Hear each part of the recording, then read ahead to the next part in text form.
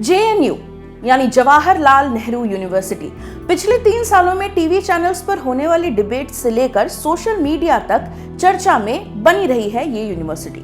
9 फरवरी 2016 को हुई घटना के बाद से जेएनयू की पॉलिटिक्स, वहां की पढ़ाई और वहां के स्टूडेंट्स नेशनल लेवल की खबरों में बने रहे हैं। कई लोगों के लिए आजादी स्लोगन वाला इवेंट ही जेएनयू की पहचान बनकर रह गया है।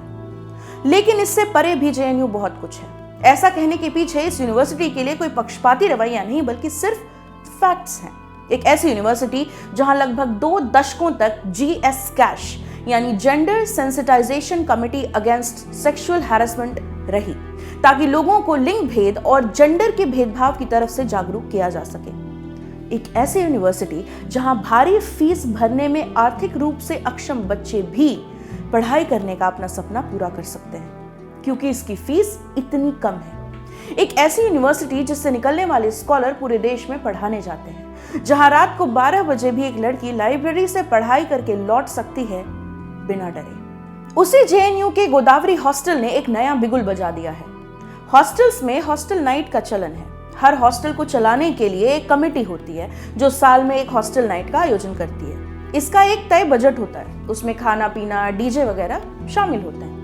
इस साल की डीजे नाइट के लिए गोदावरी हॉस्टल की लड़कियों ने कुछ नया शुरू किया। इसे नाम दिया देखो मगर कंसेंट से। इसके पोस्टर पूरे हॉस्टल में लगाए गए। उनमें से एक पोस्टर हम आपको दिखाते हैं। इस पोस्टर का लब्बो-लुआब ये है कि एक उच्च शिक्षा वाली यूनिवर्सिटी होने के नाते जेएनयू में जेंडर इक्वालिटी, सेंसिटाइजेशन की बातें तो बहुत होती हैं, लेकिन जब बात नाच गाने की आती है तो वहां पे ये सब कुछ धरा का धरा रह जाता है। ऐसे ऐसे गाने बजते हैं डीजे पर जिनको सुनकर लड़कियां अनकंफर्टेबल हो जाती हैं। इस पूरे मामले में हम तो सिर्फ एक आउटसाइडर का नजरिया रख सकते हैं।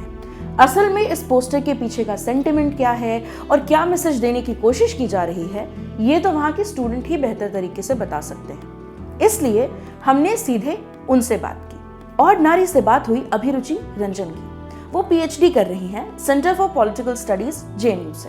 उन्होंने बताया, कुछ लोगों ने कहा कि लड़कियों को ऑब्जेक्शनेबल म्यूजिक से दिक्कत है। वो तो है, लेकिन यहाँ हम ऑब्जेक्शनेबल गानों की बात नहीं कर रहे। गाने होते हैं, किसी को कुछ भी ऑब्जेक्शनेबल लग सकता है, लेकिन हम लोग जागरूक व्यक्ति हैं, स्टूडेंट हैं, रिसर्च स्कॉलर्स हैं, तो हमें पता है कि कुछ चीजें ऐसी होती हैं जिन्हें हम पसंद नहीं करते और कुछ चीजें ऐसी होती हैं जो सेक्सिस्ट होती हैं, जो सिर्फ और सिर्फ गलत होती हैं। हम बेसिकली ये बोल रहे हैं कि कुछ सॉन्ग्स होते हैं जिनमें ये बताया जाता है कि पुरुषों की सेक्सुअल फैंटेसी क्या है, और बस वही एक तरीके की अंडरस्टैंडिंग है सोसाइटी में कि जो नाचने गाने की स्पेस है वो सिर्फ मर्दों की है, और हमने लगभग हर जगह यही देखा है। तो क्या हम लोगों की एक्सपेक्टेशन एक कॉलेज या यूनिवर्सिटी के अंदर भी कोई अलग नहीं है? वहां पर भी हम ऐसे ही सॉन्ग्स प्ले कर रहे हैं। हम दोनों स्कॉलर्स हैं, दोनों एक क्लास में कलीग्स हैं, और फिर डांस फ्लोर पर हम लॉलीपॉप लागिलू पर नाच रहे हैं। लड़कियां हो रही हैं अनकंफर्टेबल, पर वहां हम कुछ नहीं बोल सकते। कहा जाएगा Why can't you just have fun? बहुत सारे ऐसे मेल स्टूडेंट्स हैं जो ये समझते हैं लेकिन इग्नोर कर देते हैं क्योंकि उनका मेल प्रिविलेज है। लेकिन वहीं बहुत सारे ऐसे भी हैं जिनको ये पता ही नहीं है कि क्या चल रहा है। हम कोशिश कर रहे हैं कि हम उनसे बात कर सकें, उन तक अपनी बात पहुंचा सकें कि ये दिक्कत है, और हमें उम्मीद है कि उनको समझ आएगी ये चीज। समझाना ये जरूरी है कि सेक्सुअल कंटेंट से किसी को ऐसी दिक्कत नहीं है, बल्कि एक तरफा सेक्सुअल कंटेंट जिसमें कंसेंट की यानी सहमति की कोई जगह नहीं है, उससे दिक्कत है। इसीलिए इसका नाम है देखो मगर कंसेंट से।